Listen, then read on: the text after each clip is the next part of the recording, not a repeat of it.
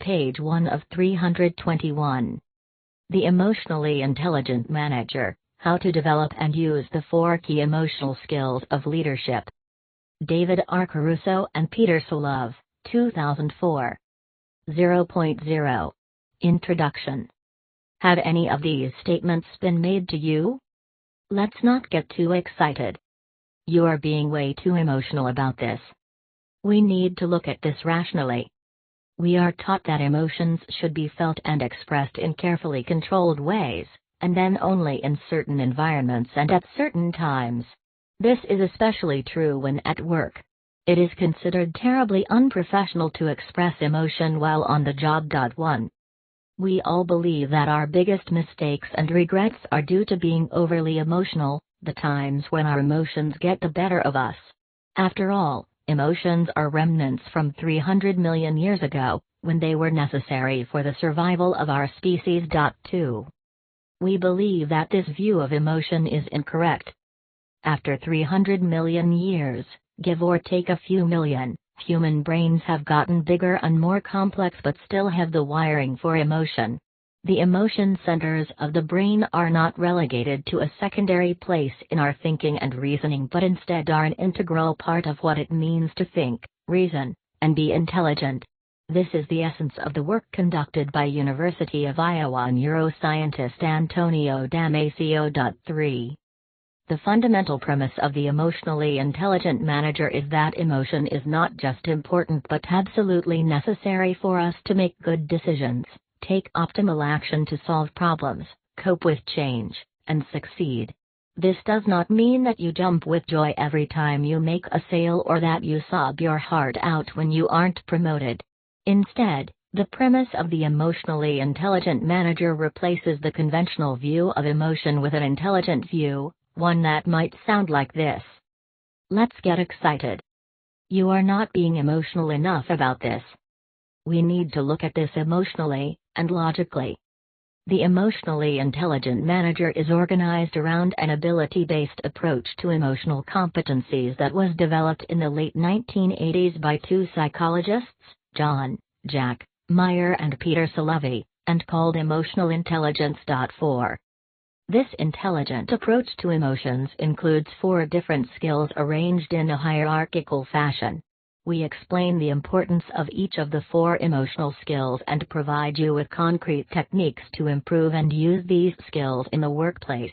These are the 4 emotional skills around which we build the emotionally intelligent manager. 1. Read people. Identifying emotions. Emotions contain data.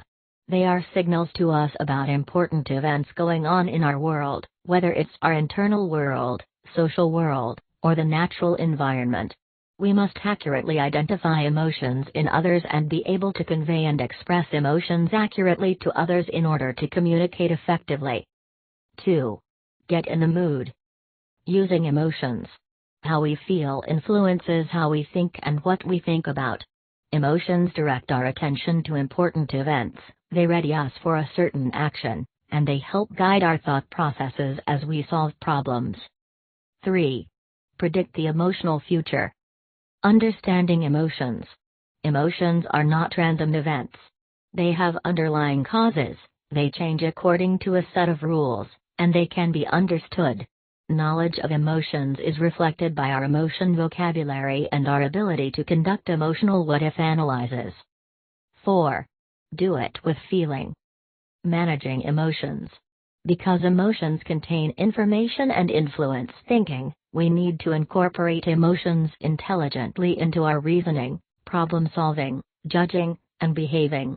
This requires us to stay open to emotions, whether they are welcome or not, and to choose strategies that include the wisdom of our feelings. Each ability can be isolated from the others, but at the same time, each builds on the others. Although we can measure, learn, and develop each skill on its own, the interrelationships among the skills, as depicted in Figure I.1, allow us to employ them in an integrated way to solve important problems. 1. Identify emotion. Become aware of emotions. Express emotions. 2. Use emotion. Let emotions influence thinking. Match emotion to the task. 3. Understand emotion.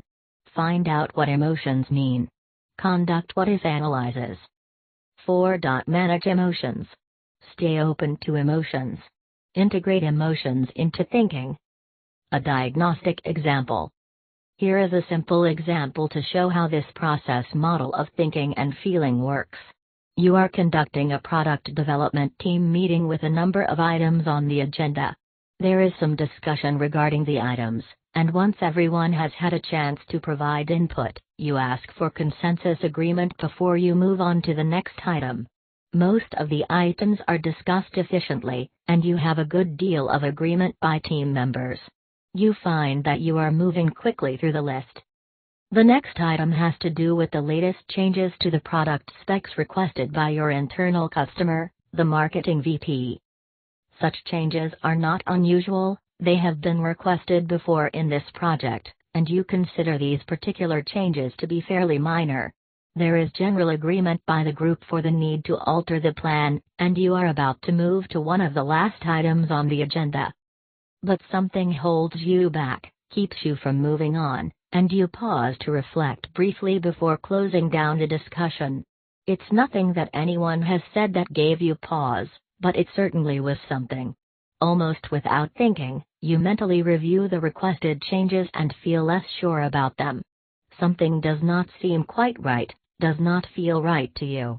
You consider letting this fleeting feeling pass. But even though you have paused for just a few seconds, you see that the pause has had an effect on the group. They seem a bit more attentive and have drawn themselves forward in their chairs. The mood is a bit more serious. One of your senior engineers speaks up and wonders whether the changes, albeit minor, will have an impact on any of the underlying architecture. It's an annoying question, as you have covered this ground a number of times. Again, though, you reflect that the vague uneasiness you just felt may have something to do with this very issue. You ask for others' input, and with the now more serious focus, a number of team members point out that the product changes are much less trivial than they first appeared to be. You encourage this focused attention and analysis to continue, and in doing so, the team realizes that the system was simply not being designed with such changes in mind. Rather than looking for buy-in, you are now seeking information with which to go back to the marketing VP to demonstrate that the requested changes are not feasible. What just happened? And why did it happen? Our model of emotional intelligence begins with the awareness, recognition, and identification of emotion. Something held you back from moving on. What was it? First, there was the look on the faces of a few of your more senior developers that indicated some subtle signs of uneasiness and caution. Second, you felt some inner discomfort, recognized it, and did not let it go. Third, you expressed your uneasiness and sense of trouble by looking down at the floor, slightly frowning, and rubbing your hand over your chin. The second part of our model explains how these feelings influence thinking. The fleeting feelings of worry and concern focused your attention, and the team's attention, on a problem. Your brain, or something inside of you, is saying, "Houston, we have a problem." Your thought processes became more attuned to search for and find errors and inconsistencies. And you did find them. Our process model then moves to an understanding of emotions, what causes them, and how they change. You determine that the change in the mood of the group is due to some potential issue regarding the requested product specification change. You reason that the growing sense of uneasiness is not due to either the lateness of the hour, the meeting is on time, or to any other external issues. It seems pretty clear to you that everyone is focused, and for good reason. The fourth and final part of our model indicates that because emotions contain data, we must stay open to them and integrate them. The very last thing you need is another project setback. And you certainly don't relish having to tell the marketing VP that these latest changes won't fly. Many of us in similar circumstances might try simply to ignore the uncomfortable feelings, discourage them, and direct the team's attention to the next agenda item. But you let the feelings hold sway, allowed them to redirect attention, figured out what was going on, and then stayed open to the wisdom of these feelings to uncover a serious problem. You have just employed an emotionally intelligent approach to core functions of managing, such as planning, flexible thinking, and adaptability. A focus on emotion does not make you weak or vulnerable; instead, it allows you to be much more able to face up to, and successfully cope with, conflict and change. This approach to managing is not just a reactive, passive analytical tool, it has a strong prescriptive and positive function. It's not enough to uncover problems. The job of the effective manager is to solve problems, and this is where our emotional intelligence approach pays dividends. Let's look at two approaches you, as a team manager, might use to resolve the problem you just discovered: an emotionally unintelligent approach and an emotionally intelligent approach. The emotionally unintelligent manager approach. In most managerial situations, we try to be rational and logical about our management responsibilities.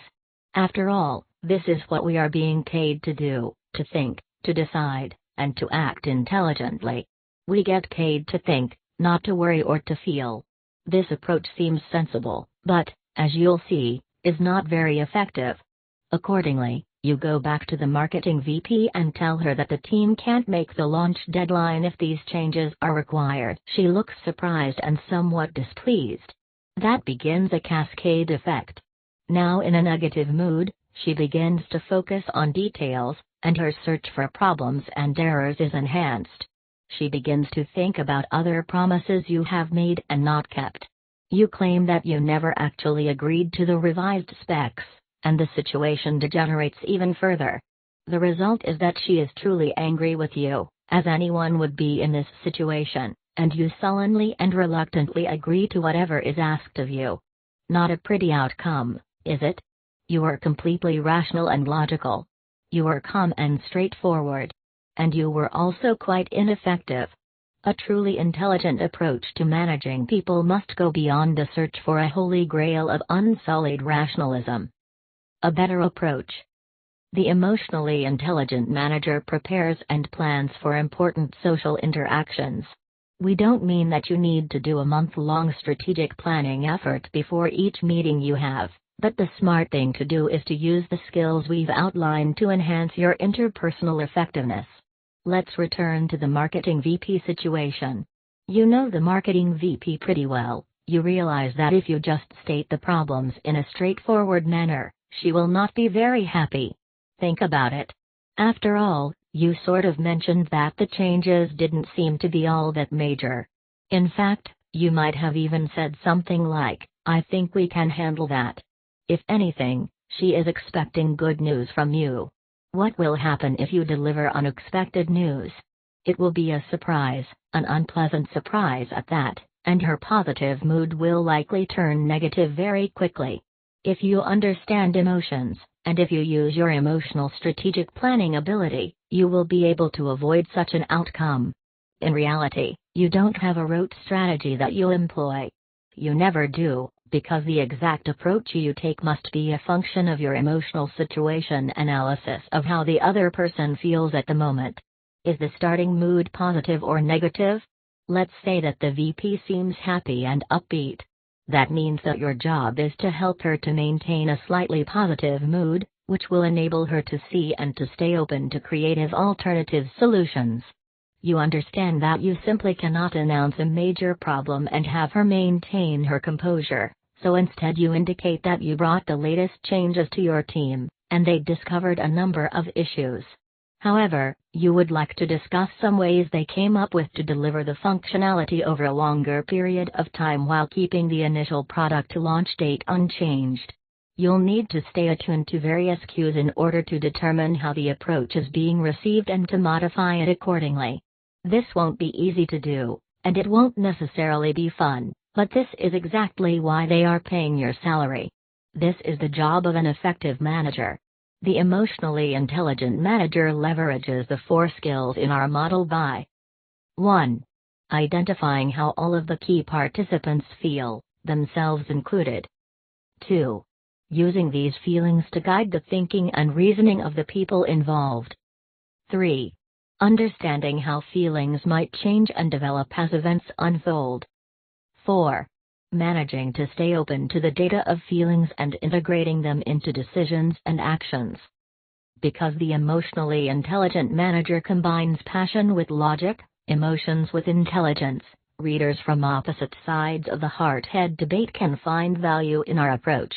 Readers who are highly analytical and skeptical about the meaning of emotion or who prefer rationality to emotionality should find the emotionally intelligent manager to be a thinking approach to emotions.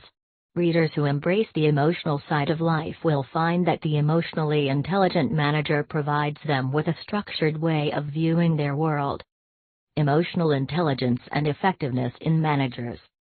As managers, we have been buffeted by many a management fad and exhortation to develop new skills or risk certain failure.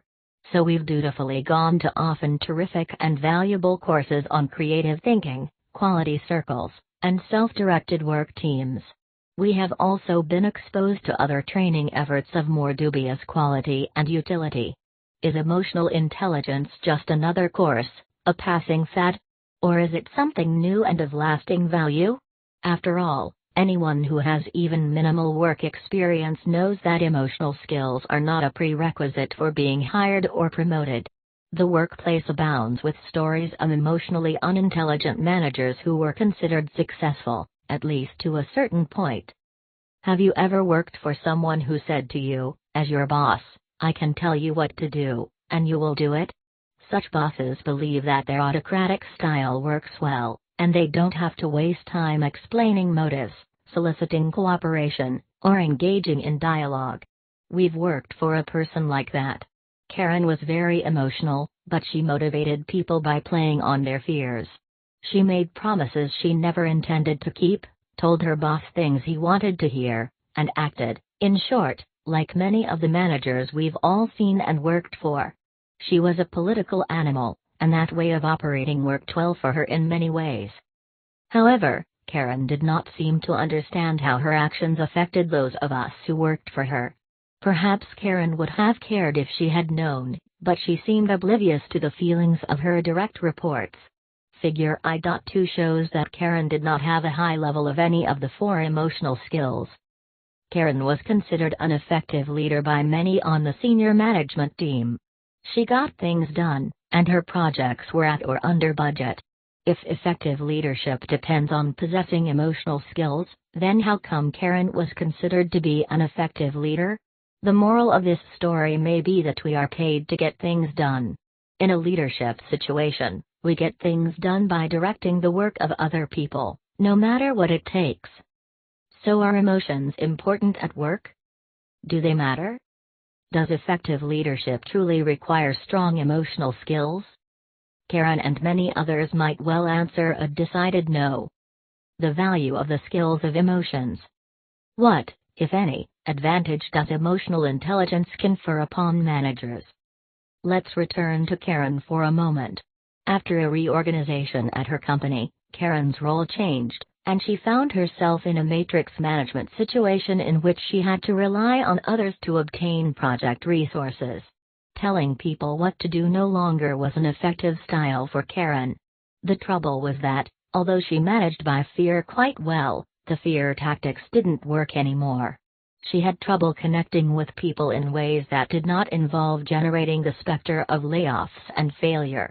A person functioning in amorphous situations marked by rapid change needs to be able to form strong teams quickly and efficiently, interact effectively with people, communicate goals, and obtain buy-in from these self-directed, autonomous groups. In such an environment, the leader must lead by using a set of highly sophisticated skills that involve understanding how people think and feel.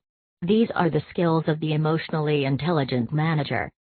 Just to be clear, emotional intelligence does not equal success. Emotionally intelligent people are not necessarily great managers, and not all great managers are emotionally intelligent. Effective management is our theme here. In this book, we outline a prescription for effective management and leadership that is based on the integral role of the intelligent use of emotion and its impact on thinking, decision-making, being motivated, and behaving. An emotionally intelligent manager is not a manager for all seasons, but we strongly believe that such a person will manage, lead, and live in a manner that results in positive outcomes for people. We surmise that truly excellent managers, those who are both effective and compassionate, possess a set of abilities that we define and develop in this book. A new theory of leadership. We are not seeking to replace the fine work of theorists and practitioners who have developed sophisticated models of management and leadership. As you'll see, we do not even distinguish between the work of managers and the work of leaders, although we recognize that vast differences exist. A number of managerial and leadership function taxonomies have been proposed over the years. One way people have differentiated these two roles is to view the role of managers as consisting of planning and implementing activities, whereas the role of leaders is viewed more globally as influencing others in order to accomplish a goal. 5. These functional analyses offer up an idea of what an effective manager or leader must do, but doing these things right does not necessarily mean you'll succeed. Not only do you need to pull these off, but you must also strive to avoid falling into certain traps. Work by the Center for Creative Leadership, for example, indicates that managers face several potential derailers, such as difficulty building a team, difficulty adapting, and problems with interpersonal relationships. 6. We've distilled the various functions of managers and leaders, along with these potential leadership derailers, into 6 core areas, also see Exhibit I.1. General function. Building effective team. Difficulty building and leading a team. How to lead modeling the way. General function. Planning and deciding effectively. Schedule projects. Plan budgets and resources logistics. Failure to meet business objectives. General function. Motivating people. Motivate staff. Generate enthusiasm. Motivate a team, enabling others to act. General function. Communicating a vision. Create a sense of importance and meaning. Create an organizational identity. Develop collective goals. Inspiring a shared vision. General function. Promoting change. Promote flexible thinking and decision thinking. Facilitate creative thinking. Difficulty changing or adapting to narrow functional orientation.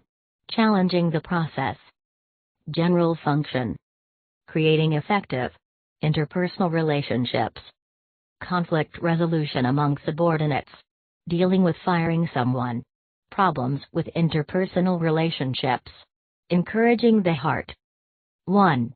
Building effective teams. 2. Planning and deciding effectively. 3. Motivating people. 4. Communicating a vision. 5. Promoting change. 6. Creating effective interpersonal relationships. Our approach helps inform our understanding of how managers and leaders accomplish these difficult tasks. We'll weave these functions into our discussion of the 4 emotional intelligence abilities to help you connect those general skills with the specific actions of managers and leaders. You might find, for example, parallels between the 4 emotional skills and the nature of transformational or charismatic leadership. For instance, we are struck by the critical involvement of the emotions in the practices of exemplary leaders uncovered by the groundbreaking work by Gziz and Posner. 7. Nor do we seek to replace the work on managerial competencies, many of which are emotion-focused. 8. Indeed, the competencies of effective managers and leaders described by management professor Richard Boyces and expanded on by Daniel Goleman are hypothesized to be based on emotional intelligence. 9. We have something else, something unique, to offer you, our focus on emotions per se. We want you to understand, and to really feel, that thinking and emotions are inextricably linked and that there is little use for such notions as pure logic or cold rationality. We believe that the processes by which managers or leaders create a shared vision, motivate others, and encourage workers are likely based on the intelligent use of emotion and the integration of feelings with thinking. Our plan. Emotional intelligence has come to mean many things since the original, scientific work on emotional intelligence was begun by our group in the late 1980s. The overall concept of an emotional intelligence, as well as the general approach to emotional intelligence, was brought to life and to the attention of millions around the world in a 1995 book by science reporter and psychologist, Daniel Goleman. 10. The enthusiastic response to this book resulted in an explosion of interest in the concept, which overnight created a cottage industry of tests, methods, and, unfortunately, many wild claims as to what emotional intelligence is and what it predicts. We won't be making such wild claims in this book. If you're looking for a miracle cure for leadership woes, then you'll have to look elsewhere. Our approach is based on two principles. 1. To stay true to the original, scientific work on emotional intelligence, which views emotional intelligence as a true intelligence, and 2. To stay true to our philosophy and to the values that have been instilled over decades of scientific training. We feel that we can stay true to these fundamental principles while offering you valuable ideas and insights. We're very excited about the research that we and others around the world have conducted on emotional intelligence and want to share our insights with you. We hope that you will feel inquisitive enough to be critical about our approach and be excited enough to use it to help you become a more emotionally intelligent manager of yourself and others. In this book, we attempt to show you, and to convince you, that emotions do matter, all the time. We believe that to ignore their role, to deny the wisdom of your own emotions and those of others, is to invite failure as a person, as a manager, and as a leader. We'll describe each of the 4 emotional skills in some detail, providing you with evidence of the importance of the skill in the workplace. Then we'll provide you with a concrete program of development, that is, we'll teach you these emotional skills. Last, we'll show you how you can apply these skills. If your work is of an individual nature, you can apply these emotional skills to your own work. Developing them might also increase your interest in taking on a leadership role at some future point. If you are currently in a leadership role and experiencing your share of successes, we hope that the approach we lay out in this book can help you acquire another set of skills that will assist you in future situations and roles.